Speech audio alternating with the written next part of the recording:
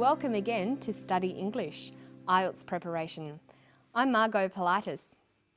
If you've been on a flight recently, you will have heard about the danger of sitting still for a long time in an aeroplane, apart from the danger of boredom, that is.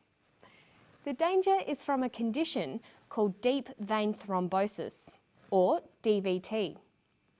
Today on Study English, we'll listen to a doctor talk about DVT. Then we'll look at how to talk about things that might happen in the future. Deep vein thrombosis is where a clot forms in the calf veins and occasionally in the veins of the leg, sometimes in the veins of the pelvis. And this is a great concern because the clot may dislodge, travelling with the flow of blood into the right side of the heart and from there into the lung. When we're travelling on long haul flights, several things happen. First of all, we're stationary. We're not moving our legs, so there's no physiological compression of the calf muscles. Blood tends to sit in the veins and make clot.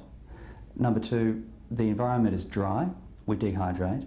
We may drink some alcohol.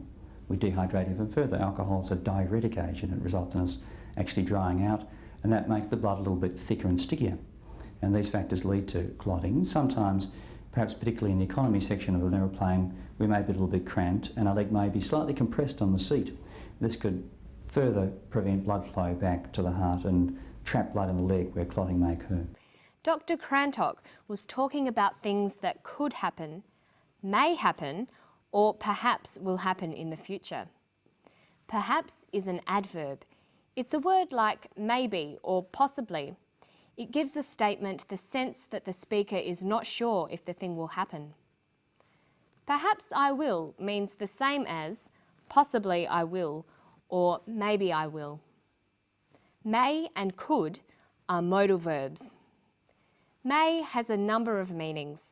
The most common use is when you are asking permission. May I come in? Yes, you may. But the other use of may is to talk about possibilities in the future. I may come in tomorrow means in the future I will possibly come in, but it's not definite. Could has a number of meanings too. The first is ability. When I was little, I could swim, means when I was young, I was able to swim. But could is also used to express future possibilities. It could rain tomorrow. It's not definite, but it might rain.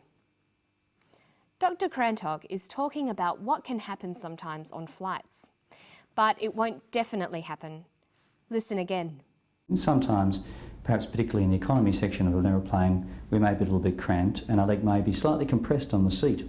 This could further prevent blood flow back to the heart and trap blood in the leg where clotting may occur. So for speculating or thinking about what will happen in the future, we can use adverbials like possibly or perhaps. We can use modal verbs like may and could, and we can use phrases like I guess, I imagine, I suspect. So in the clip, he says blood clotting could occur. We can also say blood clotting may occur. Blood clotting will perhaps occur. Blood clotting will possibly occur. I suspect blood clotting will occur. Notice that the adverbials can occur in a number of places in the sentence. Blood clotting will perhaps occur. Perhaps blood clotting will occur.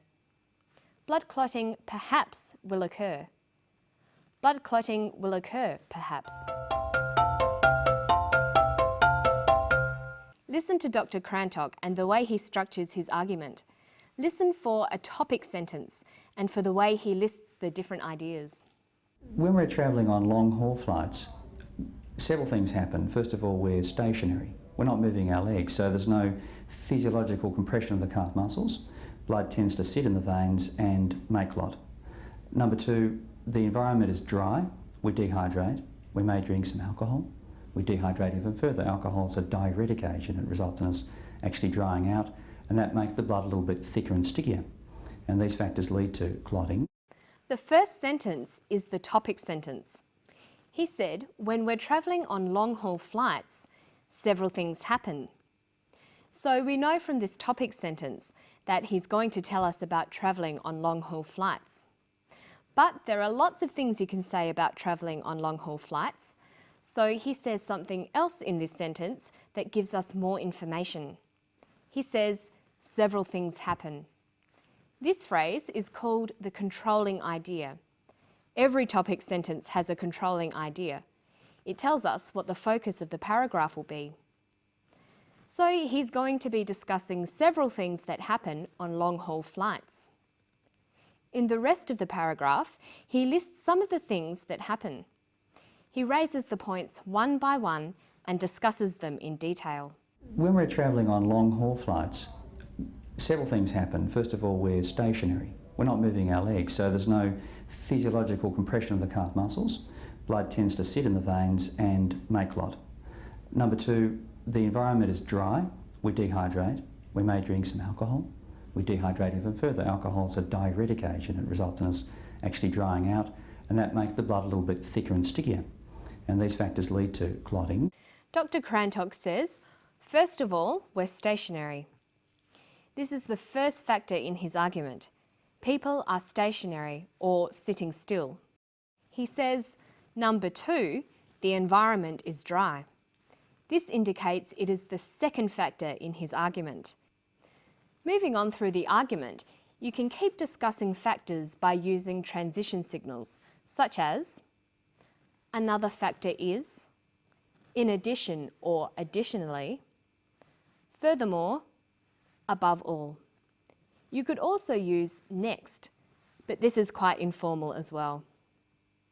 The last reason or item in the list could be introduced by lastly or finally. It's good practice to watch out for these transition devices when listening to someone talk. They'll help you to follow an argument more clearly. Finally for today, let's look at some definitions. Dr. Crantock gives a definition of the condition he is talking about because it's an unusual medical term. Deep vein thrombosis is where a clot forms in the calf veins and occasionally in the veins of the leg, sometimes in the veins of the pelvis. He says, deep vein thrombosis is where a clot forms in the calf veins. This is a common pattern for giving a definition. First, name the thing being defined. In this case, it's deep vein thrombosis. Secondly, use the verb to be, is or are. Here we'd say deep vein thrombosis is. Thirdly, we can write the class. What kind of thing is it? In this case, DVT is a medical condition. So we might have deep vein thrombosis is a condition. Next, we use a word like which, who, where, or that. Deep vein thrombosis is a condition where. And finally, we give the characteristics of the thing. This could be a physical description or a description of behaviour. In the case of a medical condition, this would most commonly be the symptoms or effects of the condition. Deep vein thrombosis is a condition where blood clots form in the veins. Let's try a couple of examples. What is a computer? It stores and processes information. A computer is a machine that stores and processes information. What is an accountant? Well, we have the phrase analyses and deals with finances. An accountant is a person who analyses and deals with finances. And what is the time? The time is something that we have run out of for today. See you next time on Study English. Bye-bye.